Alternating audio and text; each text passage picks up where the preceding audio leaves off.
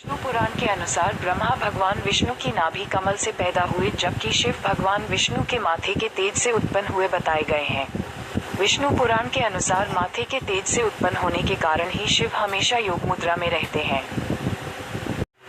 उपरोक्त शिव महापुराण के प्रकरण से सिद्ध हुआ कि श्री शकन जी की माता श्री दुर्गा देवी अष्टकी देवी तथा पिता सदाशिव अर्थात काल ब्रह्म है।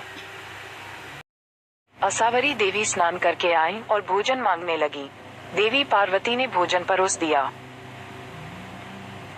राजा दक्ष की पुत्री सती थी।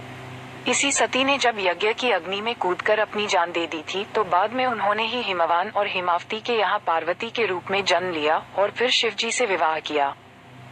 गले में सांप क्यों रहता है?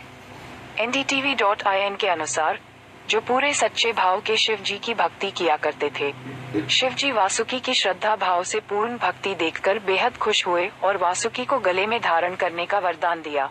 शिव की भक्ति से मिले इस वरदान के कारण ही एक सांप भगवान शिव के गले में लिपटा हुआ नजर आता है।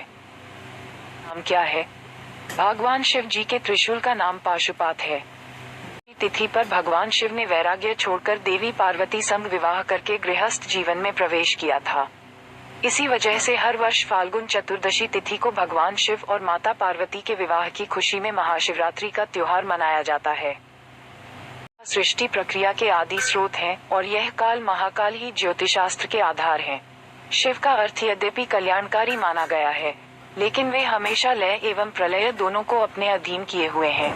रावण, शनि, कश्यप ऋषि आदि इनके भक्त हुए हैं। उतार चढ़ाव इस प्रेम कहानी में है, उतने तो आज की किसी भी कहानी में नहीं। पार्वती जी को जो भगवान शिव से प्रेम हुआ, बस उन्होंने ठान लिया कि विवाह होगा तो केवल और केवल शिव जी के साथ। लेकिन भगवान शिव को पाना आसान तो नहीं, तो पार्वती जी ने भी ऐसी तपस्या की कि तीनों लोग थर्रा गए। और महादेव का अप्रतिम प्रेम, कहते हैं कि उनके आगे प्रेम की पराकाष्ठा भी छोटी महसूस होने लगती है। कई ऐसे पौराणिक किस्से भी सुनने को मिलते हैं जहां देवी देवताओं ने स्वयं भोलेनाथ के प्रेम को असीम और अनन्य बताया है। पार्वती के 5 गुण, जिनसे हर कपल को लेनी चाहिए सीख।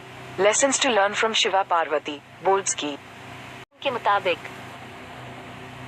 भगवान शिव और नंदी के बीच एक गहरा रिश्ता है। शायद इसलिए नंदी हमेशा भगवान शिव की प्रतिमा के सामने विराजते हैं। वो न सिर्फ भगवान शिव के वाहन है, बल्कि शिव के गणों में सबसे श्रेष्ठ भी हैं। कहा जाता है कि सभी भक्तों की आवाज को नंदी ही शिव तक पहुंचाते हैं। Thanks for watching and subscribe my channel.